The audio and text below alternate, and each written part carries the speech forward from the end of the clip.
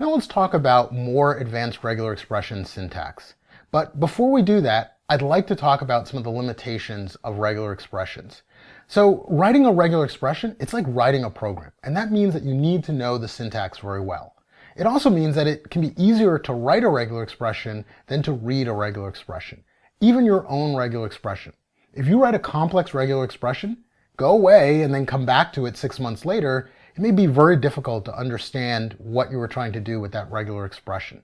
Even worse is if you inherit a regular expression from somebody else, understanding their thought process and what they were trying to do with that regular expression could be really difficult.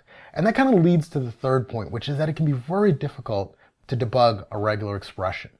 Now, on the humor side, people sometimes refer to regular expressions as a write-only language because it's really easy to write, but very hard to actually understand what it does. Now, Jamie Zawinski, he's an open source developer with Mozilla and Emacs, says some people, when confronted with a problem, think, I know, I'll use a regular expression. Now they have two problems. So regular expressions, they are absolutely terrible at certain kinds of problems. So if you want to parse something with complex hierarchical structure, like a JSON document, use a parser. Don't try to use a regular expression. Similarly, if you want to parse something with complex features, like an email address, don't use a regular expression. We already saw how our regular expression that we thought was good for email actually didn't parse some valid email addresses. And then, if you want to do things like counting, like making sure you have the same number of instances of A and B, or complex properties like palindromes or balanced parentheses, it's simply impossible to do those with regular expressions. Okay, here is an example. This is the regular expression for email addresses, written in the Perl programming language. It's a bad idea. It's just a really bad idea. Don't do it. This is why you want to use a parser. Parser would be much simpler, easier to document, and much easier to understand. And more importantly, a lot easier to get correct. Because what if there's an error in here? Yeah. Okay, so let's return to talking about some additional regular expression syntax. So if you want to work with built-in character classes, there are two. You can use /w for word characters, and so that's lowercase a through z, uppercase a through z, 0 through 9, and underscore. And so here we have an example of a word character, one or more, and so that'll match FAWEF, but it won't match this space person because it doesn't include space in the word character class. Similarly, /d is for the digit class, and that will match numbers.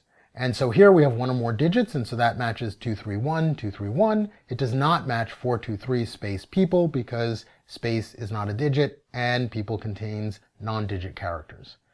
You can negate a character class using the caret. So here we have the character class A to Z, lowercase, and we negate that. So, and then one or more of that. And so that'll match uppercase peppers, 3982, that's all uppercase letters and numbers. It'll also match 1721, exclamation, arrow, and A with a circle over it, right? Because that A with a circle over it is not a lowercase A through Z character. But it won't match porch because that's lowercase characters, and it won't match clams with a lowercase m. And then we have the escape character. So slash escapes whatever follows it. So it says to the regular expression parser, take this character literally. So if we have cow /period com, that will match period, not any character. So that'll match cow.com, but it will not match cows.com. Right? If it was just a period, then it would match both of those. But since it's escaped, it has to actually match the period character. So let's put that to work and create a regular expression that matches the red portion below. And so here we want to extract the date time portion of our log line from our web server. So we'll go over to our Regex 101 website. Okay, so we want to start it by matching the bracket. So can I just type bracket? No. right? If I just type bracket to match, that's going to think I'm defining a character class. So I actually want to match the bracket character, not character class. So I'm going to escape it with a slash. Okay.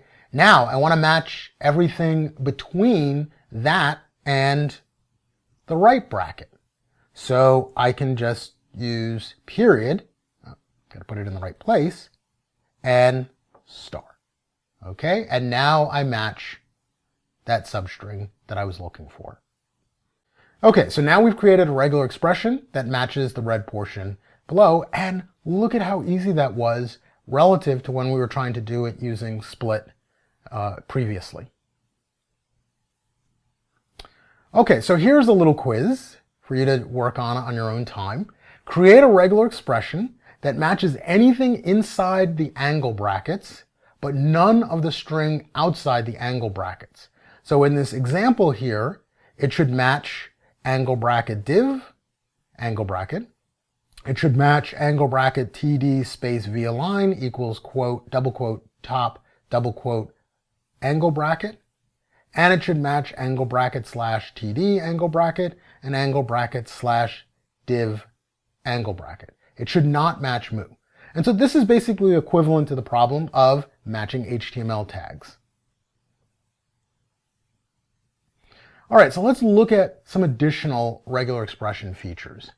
So if we want to match something starting at the beginning of a line, we can use caret. So here we have a caret followed by arc, and that'll match the string arc space 2. It'll also match the string arc space O space arc. But it won't match the string dark because arc does not appear at the beginning of that string. It appears at the end of that string, which kind of leads to the next operation, which is the end of line operation. So here we use the $sign to match starting at the end of the string. So you can think of it as working from right to left instead of left to right. So arc dollar will match the string arc appearing at the end of a string. So it'll match dark now. It'll match arc o arc, since arc appears at the end of that string, but it won't match arc space 2 since arc appears at the beginning of the string and not at the end of the string. And then the last operation is a little bit more complicated. It's a lazy version of 0 or more, and that's the question mark. And so asterisk question mark will lazily try to match whatever is given to that. So here we have 5 period, so any character, and then asterisk question mark 5. So that'll match 5005 because the dot will match 0 multiple times, twice. And it'll match 55 because in that case, there's nothing between 5 and 5.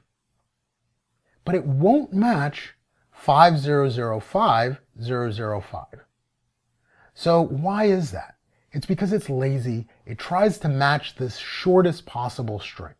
And so the shortest string it'll match in that string of 5005, 005 would be 5005. It won't expand all the way out to match that trailing 5. On the other hand, if we used 5.5, that would match the initial 5, the trailing 5, and dot star would match everything in between. So that's the difference between using a lazy version and using a version that will expand out to match everything. Now, there are additional regular expression features that we didn't talk about in this lecture, and they might be talked about in discussion or in homework, but a really good official guide out there is to look at the Python documentation for regexes.